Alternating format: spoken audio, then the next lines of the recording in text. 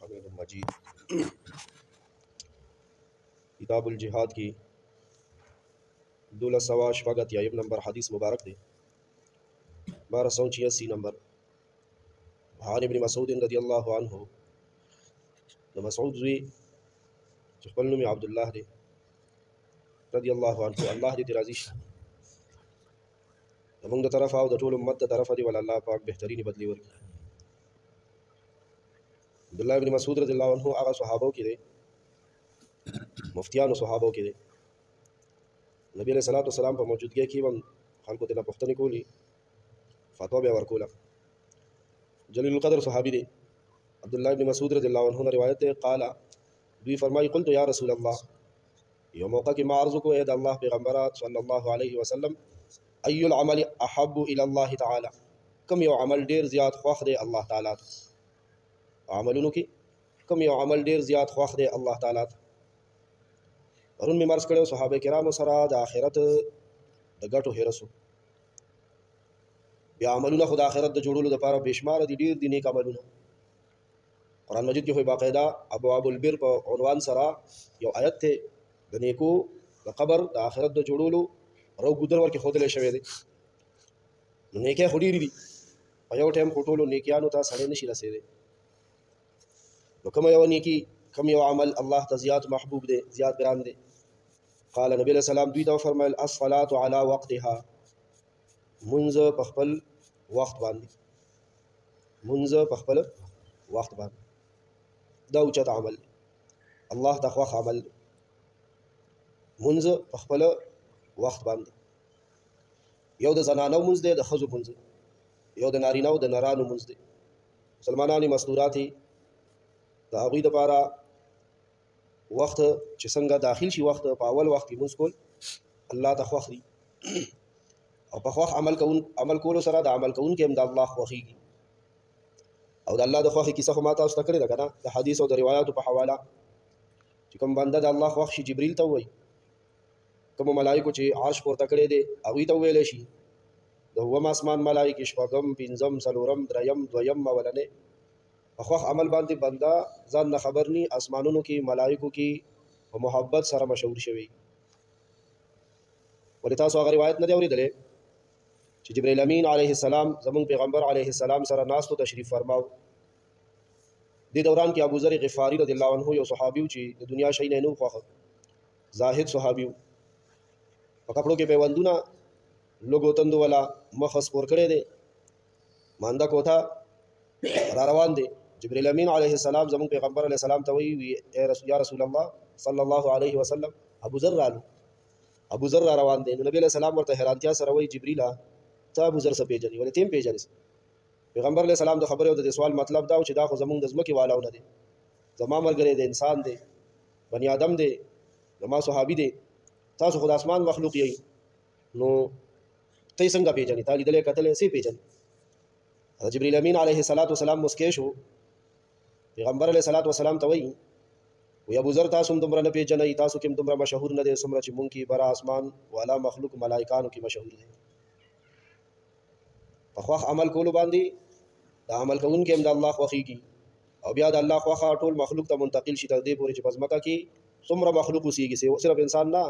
پیریان دیوان انسانان ملائک حیوانات چرند پرند درند د دې ټول ورسره په اړه کې محبت پیدا شي. محبت څوک اچوي په زړونو الله دا په مال او زر باندې نه ده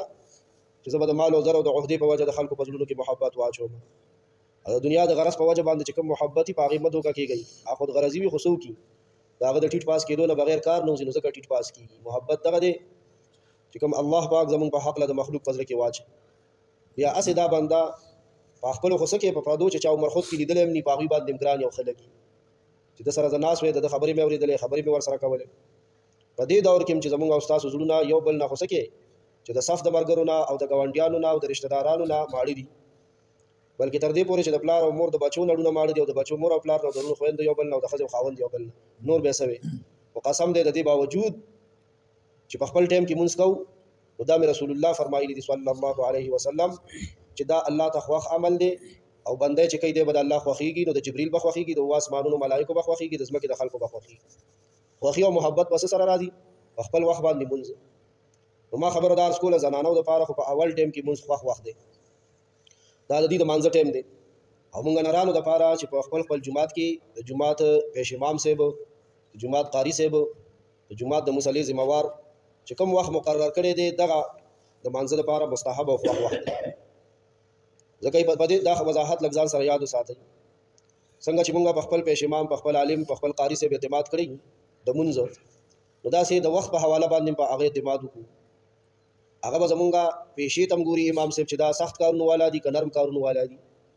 د هغې مطابق به ټیم مقرروي د مونځونو. د ماسخوتن خصوصا د سهار، د غرمې، د مازدیګر،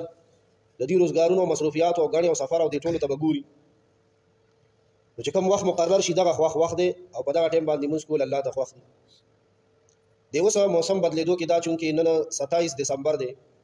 داسې ده که نه، تنخوا والا میاشت مې یاده کړم، دا خو ټولو ته بیا معلومه هغه اسلامي لږه ګرانه. دا د نور اعتبار سره چې کومې میاشتې دي شمسي نور سره خېدلی دی 22 دسمبر نه مخکې مازدیګر ماښام طرف ته ورځ اوږده شوه، په باندې 15 ولس باندې 15 ته شل باندې 15 ته ماښام ورسېد، ورځې به اوس به اوږدېږي. دې خوا به د 15 جنوري نه بعد دا سحر هم بدل شي. بخت دا عادتونه په ځان کې واچو چې د اذان نه مخکې جومات ته عادت هم جوړ شي. دا مونځ د الله په دربار کې حاضري ده، دا باقاعده پوره تیاری غواړي. والله دې نوکر پیشو نه تپوسو کوي افسران دی او که ماتحت دي او سرکاري ډیوټیانې کوي یا چېرته کارخانو کې پرایویټ ډیوټیانې کوي چې حاضري 8 بجې وي او د کور نه مزل ګنټۍ قسم دې 9 بجې رواني ګنټه کې وي رسم، او هغه 9 بجو ته همداسې د خوب په جامو کې نه روانېږي چې د مخ د وینځلو حاجت ورته مخ وینځي، چې د خپو د وینځلو حاجت ورته خپې وینځي. دې ته بیا نه ګوري چې دا اوبه ګرمې دي او که یخې دي او که د ټول وجود د وینځلو حاجت ورته ټول وجود وینځي. او کوم قسم وردي او جامې چې ورته هلته په اداره کې ویلې شوي دي هغه شان وردي او جامې به مچوي. نو دا چې ځان برابروي دا وخت لري که نه، دا مشیني کاري بټن ووایي او دی ټیک شي. بس وخت لري استاد جي چې وخت لري نو د دې 9 بجو نه مخکې دی ځان باندې اخته خواري کوي که نه کوي. دا بعضې د جهان کم عقل ډیپټی ته دا مخه صفا کوي نو بلیډ دې ته نیولې وختي پاسېدلې هلته مولا بانګ وایي لا هغه ګیټ هم نه کولو کړی مولا صاحب، اذان هم نه شروع شوی، بانګي ماما لا راغلی هم یو د مخ ته ټیکرې نیولې مخ نه دغه خوا کوي. ولې دفتر ته ځي ډیپټی له ځي. ګوره مونږ دغه کیسې کوو د دفتر حاضري دغه شان مړی ژوند دی چې زمونږ کم شوی واده خادي وي مونږ یو بل ته وایو که نه، ماشوخېلو کې مې حاضري ده، شیخانو کې مې حاضري ده، مسرزو کې مې حاضري ده، باړه کې مې حاضري ده، اورمړو کې مې حاضري ده. دا لر بر کړي دي زمونږ استادو که نه، بالړزو کې مې حاضري ده. بیا به خفه شي چې حاضري ونه لګوم او په یو خپه ول ځان رسو یو ځای کې چېرته خوراک ورسره کړی یا نه کړی، خو په دې لنډه ورځ کې هم نه رسو ورته بعضې ځایونو ته حاضري برابرو. بیا ورته عذر معذرت هم کوو که ورته ورونه رسو، سوال جواب په درنه وخت کړی. یو وزر یو مړی پېښ شو، د هغې نه زیات اهم کار پېښ شو، بله څه مریض پېښ شو، خدای مکه هغه ته برابر نه شم، عذر هم ورته کوم. دا خبره مې لږه ځکه اوږده کړه چې مونږ او تاسو د خدای حاضرۍ ته، د الله د در حاضرۍ ته تیارۍ سره لاړ شو.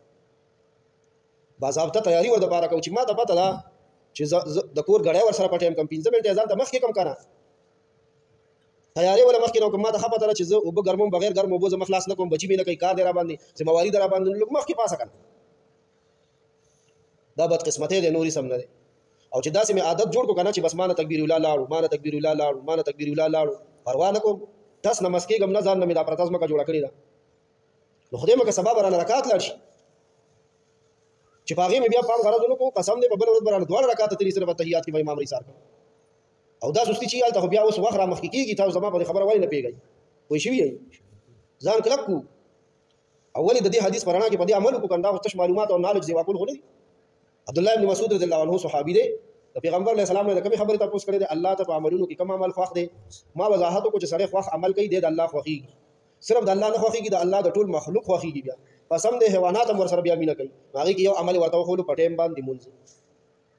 په ټایم باندې مونځ. دې منځ کې به درته یو بل وضاحت هم وکړم، تاسو ذمه داره طبقه ناست یې، دا سهار مونځ چې کوم کوي دا کوچ وي مغز وي خلک په دې معاشره کې، بیا تاسو نور هم په نري چاڼ وچړېدئ، څه دنه لاړ مونځ یو په لاړو ډیپټوله لاړ یا هسې ناراستی واخېسته لاړ، تاسو حساب شوئ د دین غم دی در سره. یو خبره ځان پوه د جومات د امام سره جګړې نه کوو، تاسو خو نه کوئ، تاسو سره خو دا خبره نه کوم، خو چونکې زموږ د اواز نورو خلکو ته هم رسېږي ته وایم د خپل خپل جومات د امام سره د قاري صاحب سره په دې وختونو جګړې مه کوئ. تاله مثلا د سهار 6:30 بجې ټایم مقرر کړی دی او یو وخت کې دی یو 2 منټه جمع لیټ کا قصدن 15 منټه لیټ کا 15 کم باندې ودرېږو، ګورنو ګورنو مه کوه ځان سره او علت او فساد مه کوه، بل هم مه راپاره کوه، دې ته منافقت وایي، دا یهودیت دی. امام بس غرض باندې هم زمونږ د غرض دپاره به دا ټایم قصدن لږ لیټ کړی. مازدیګر جمع 4 بجې ده زمونږ 15 منټه لپاره 4 بجې یو ټیم کې اذان شو، اذان پسې جوخ امام اعلان وکړ هلکه نن به په کم سلور درې ګورئ زر راشئ چمې ګورو مه کوه. او ستاسو د فایدې لپاره بیا څه قدم اوچت کړئ، ځکه دا امامان قاریان چې دي دا ویښه طبقه ده، د دوی په هر څه باندې نظر خدای د دین او د کوي زمونږ غونته د دې مو دښمن کنه بس بیا به ګاډي د دین جنگيږي، بیا به زمونږ هم سره خپې ماتي او د دې خاص مخکې ناستي د دې خو سره ملام ماتي خدای دې نه دا ګورو مه کوئ. جمعاتونو کې شور دی اوس وخت کې، جمعاتونو کې چې کوم مرګري حاضری کوي زما دا خبره هغه ته ورسوي الله د پاره خاموش اوسېږي په جمعات کې خاموش. د خیر خبره ده نه کې دې شي وکا ګینه چپ اوسه او د علت او د فساد خبره دا خو بهرم نه داخله په جمعات ځان د دې خبرونو خبر کوي او بیدار اوسئ او نقصان نه کوي خپل ګوري. دا غي وجه دا چې ته جمعات تر روان شو ته د خپل قیمت پته نشته، یو قدم دې څومره ګران شو په الله ګناه دلته میټاوي نیکی دې دلته لیکي او درجه الله پاک چته یو قدم باندې درې غټي او دا سره روان لکه چې د الله کور بیت الله شریف ته د احرام تړلې حج عمره روان نو دا دشمن هم درته ګوري شیطان ته پته ولګي چې او ته ځان له بلا نه کېو غټل ملائکه درته د الله په در ور کې ستړي مشي او خوش آمدید مرحبا درته ویل هم دا ملائکه دي تاپی جنې بیا کله چې یو مزګزار جمع لران شي جمعې لران شي د نو هغه بیا خپل کې یو بل ته وی دعا ورته کوي چې ته ګیر شوی دی مریض سره یا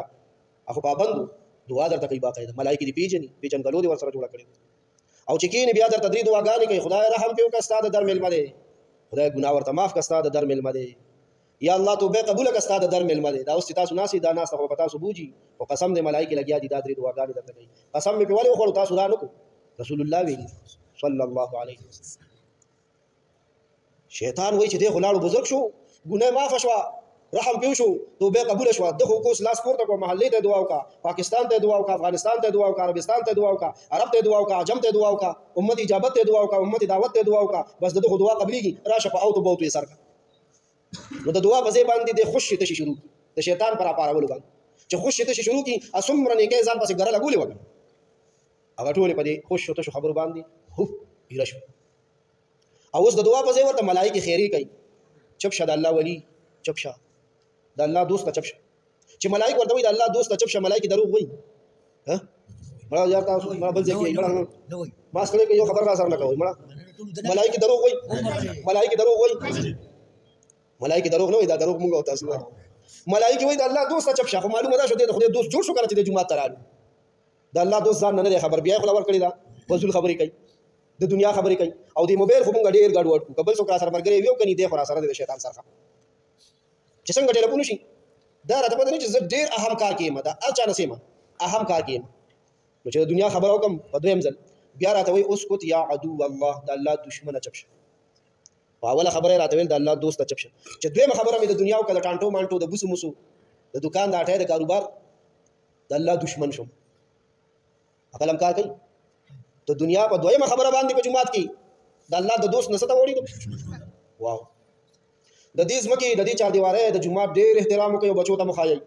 په دې کې به متکاو بالغه په درز نه پریدي په دې کې به یو رهلم په درز نه کې چې د خپل आवाज وکي په قلار داسي لکه چې سړی ودی او کش کول نه غواړي مریض سود شوی دی ماشوم ډېر په تکلیف ود شوی دی ورله کش لاس ورک نکم مونږ چې په دروازه را نو ته وې چې مس وایان دانه نوځي ډېر احترام غواړي د ځمکه او احترام سره چرالي ګټه بوکي ګټي بوکي داسې ګټه بوکي چې تماشا به کی په دریم ځلم چپ نشو دی ورته وای چپ شه د خدای په قهر کا کړه د الله لعنت دی پتا باندې چپ شه دا فتاوا رحیمیه کې مفتی عبدالرحیم لاجپوری رحمه الله دا روایت را نقل کړي